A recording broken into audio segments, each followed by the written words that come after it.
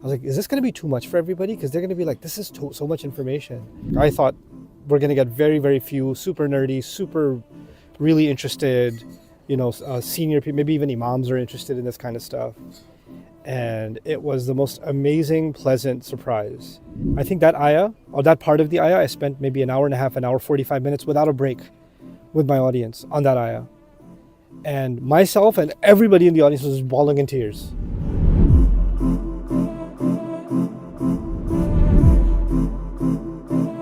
The first Quran week was a really big shot in the dark. I was very nervous about that.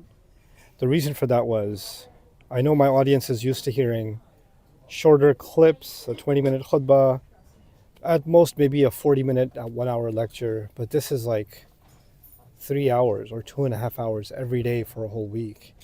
And it's not like an Arabic class. In an Arabic class, I ask a bunch of questions, they answer. It's kind of like a conversation. I know how to keep breathing oxygen into the room.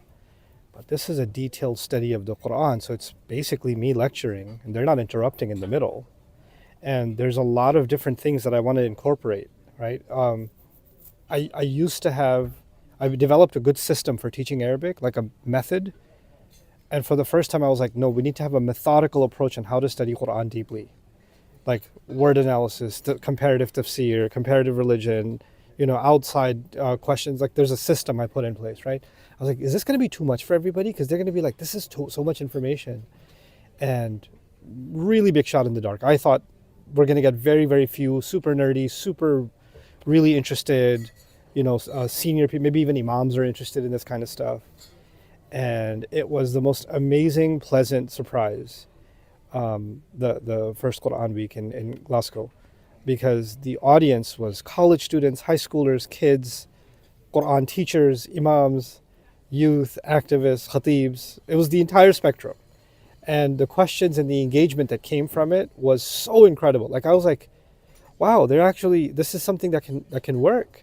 Because, my goal behind doing that was to shatter this notion that deeper study of the Quran is just for scholars, right? And if you know something more in depth about a surah, good for you. But it's kind of extra stuff. It's not fundamental to our religion. I was like, if Allah is saying contemplating the Quran is fundamental to your hearts, right, in so many words, then how are we saying that it's not fundamental, right? But there was no way to give people that without making them feel overwhelmed. And I think that was a really great first experiment that encouraged me that this should become an institution and should carry on. So the old format of doing Surah Al-Baqarah, Juz Amma, both of them were very different formats, by the way. So the way I did Juz Amma was I was in a masjid for about a couple of years, actually, the original time I did it. And it was a weekly halaqah. Surah Al-Baqarah was every day in Ramadan and then continued as a weekly thing for a couple of years. And that's in a single community, right? But then with these surahs, which I kind of, with the work that I've already done, decided to start with Surah Al-Dhariyat 51 onwards. Basically, it's as many surahs as can be studied that are 4 pages or less. Basically, that's the rough idea. I figured instead of sitting in front of a camera and doing that in one place, why not use every surah as a unique opportunity to go in front of a live audience, a fresh audience that has done something like that before, and give them that experience and see what will come of it. Like, it's so much easier for Bayina and for myself to stay home, turn a camera on and do this, right? But the Scotland experience made me realize that this actually is a seed that can turn into something in each of those communities. And that's only been validated as I've traveled. Like, I know now people that came to Quran Week and that became the start of a very serious commitment to Quran studies, Arabic studies, their Islamic education, that has now turned into not only their own growth, but they're starting Quran circles, podcasts, discussions, family study circles. Really cool Quran-inspired activism is now happening in different communities because they attended Quran Week, and that was the spark that kind of started it all. So it's a really, really cool opportunity for Sadaqah Jariyah, I feel. Okay, so my first Quran Week, as we said, was Glasgow in Scotland. And it was Surah Al-Dhariyat. And my last Quran Week was Surah Al-Qiyamah. And I'll have to confess, there's two things about the last one. One, it was Los Angeles, which with my experience with American communities and traveling, my assumption was LA's like the most relaxed crowd. They don't take anything seriously. They're gonna roll in. If it's a 7 o'clock program, they'll roll in at maybe 8 o'clock. Like traffic, it's like so hard. Like that, they're gonna be like that. And that was my assumption. And then the other was Surah Al-Qiyamah, because I only had a couple of weeks to prep. I was like, okay, this surah is just a page and a half, so this will be easy. I think I can manage in 2 weeks prep time. And very quickly it dawned on me that 2 weeks was not nearly enough. Those 2 weeks were more hours than surahs I've studied for 3 full-time weeks with the entire team. So both I underestimated. The kinds of interactions in Los Angeles in King Fahd Masjid were very unique.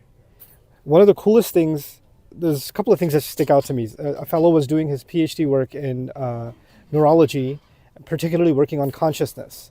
And Surah Al-Qiyamah opened up with the guilty conscience. And I talked a lot about the concept of consciousness and how it's been discussed in our Islamic literature, how it's been discussed in Christian tradition, Jewish tradition, philosophical tradition, the scientific tradition, how things moved in the scientific community. And this guy, I don't know his background. He's sitting there, his jaw's dropping like, I have something to share with you. And he starts sharing his research that he's doing at the PhD level on this subject and how in line with the Quran it is. And that was incredible to me.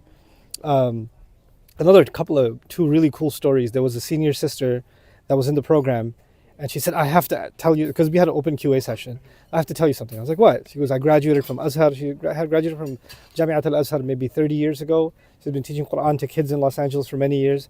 And she goes, what you're doing is really important, is very unique, and it must be done. And I want to help in any way that I can. And I was like, yes, I found a female scholar that wants to help.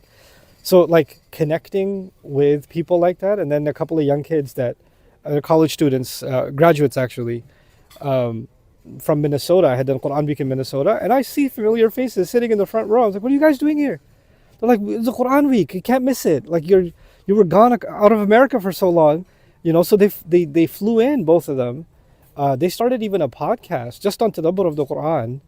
And so the way it was different from the first Quran Week was I'm starting to see the fruits of it in really interesting ways, and what it's spawning into, what it's really turning into. And that was probably the thing that really stuck out to me about this Quran Week. Different surahs, different challenges. I would say probably one of the most challenging surahs to study,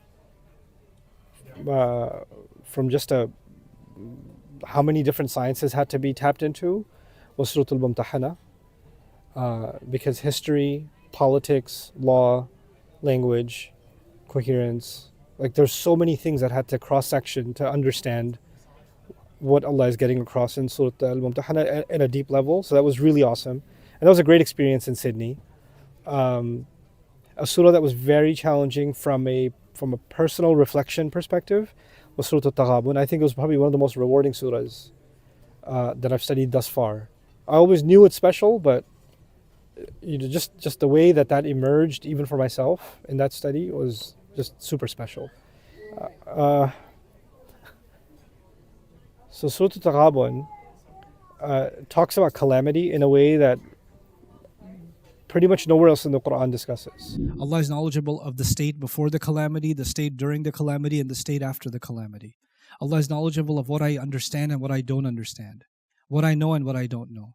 Allah knows how this calamity will translate into a blessing in this life or the next life or both. I don't know any of that. Allah is the one who knows all of it. Just comfort in Allah knowing.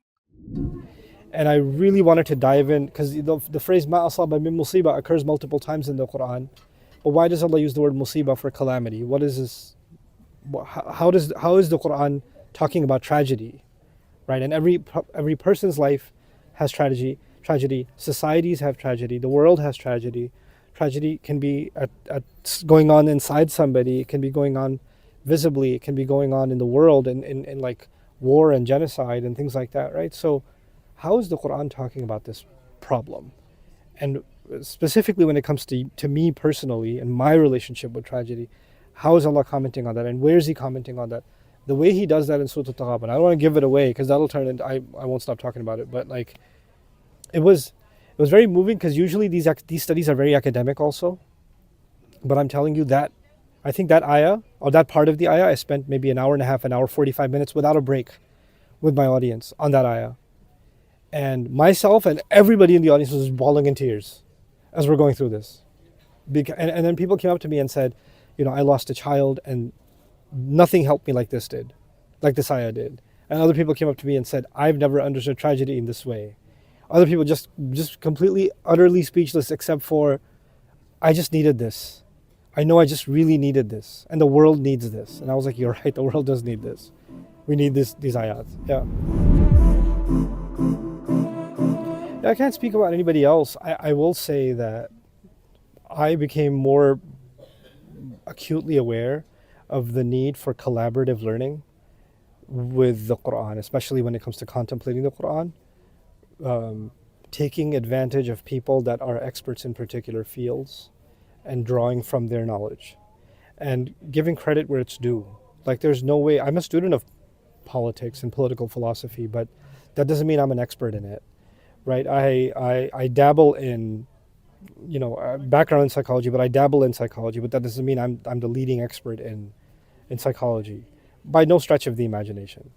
So I'm technically I'm an expert in no field, right? So what I'm trying to do now is have rich discussions and engagement with people from these different sciences and bring to them the problem question, the curiosity from the Quran on a particular ayah, particular phrase, and saying, what do you see here? Like, how would you respond to these questions, right? And then taking some of their insights and documenting them and then discussing them as a group, right? And one of the things that group discussions has done as part of the prep for Quran Week subject matter is that questions or criticisms of an idea, maybe I'm leaning towards a conclusion, and then a criticism comes along and I'm like, oh, I never thought of that, right? And then that becomes a new discussion. And then sometimes what's even cooler is sometimes the entire group is stumped. Like, none of us have the answer. And then we have to go to others and say, hey, we're all stumped here. Can you help? Right? So the idea isn't that I'm trying to present the final word on the final word. My hopes with Quran Week are, I really genuinely think this will be the spark that somebody will take and really do something with it.